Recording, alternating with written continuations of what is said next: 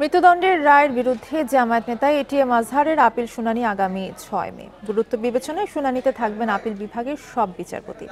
সকালে প্রধান বিচারপতি সৈয়দ রেফাত আহমেদের নেতৃত্বে আপিল বেঞ্চ নতুন এই তারিখ ঠিক করেন। মানবতাবিরোধী অপরাধের এটাই প্রথম কোনো মামলা যেটির রিভিউ আবেদন থেকে পুনরায় পূর্ণাঙ্গ আপিল শুনানি হচ্ছে।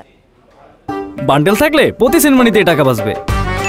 বিকাশ সেনমানি বান্ডেল কিনে জিতুন প্রতি লেনদেনে। ক্ষমতাচ্যুত আওয়ামী লীগের শাসনামলে আন্তর্জাতিক অপরাধ ট্রাইব্যুনালে মৃত্যুদণ্ডপ্রাপ্ত জামায়াত নেতা এটিএম আজহারুল ইসলাম 1 যুগেরও বেশি সময় ধরে কারাগারে।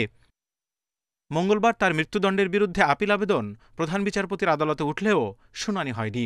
মামলার গুরুত্ব বিবেচনায় সব বিচারপতির উপস্থিতিতেই পূর্ণাঙ্গ বেঞ্চে হবে শুনানি।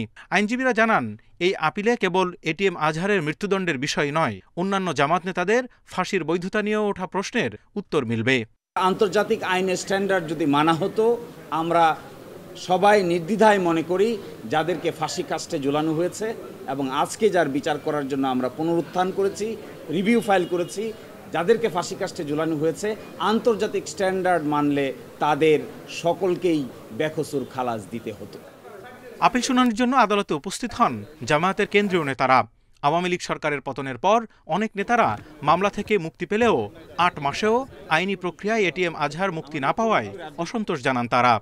সারা দেশের লক্ষ কোটি আমাদের নেতা কর্মী শুভাকাঙ্ক্ষী যারা ন্যায় বিচারের প্রত্যাশায় দিন গুনছেন তারা ব্যথিত। আমরা হতাশ নই এই কারণে যে আদালতের কাছে আমরা সুবিচারের জন্য ধৈর্য ধারণ করছি। আমরা আশা করি আদালত আমাদের প্রতি সুবিচার করবে।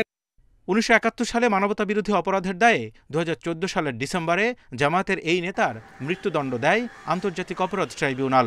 পরে আপিল বিভাগেও বহাল থাকে রায়। Zahidul Bashar, independent news, Dhaka.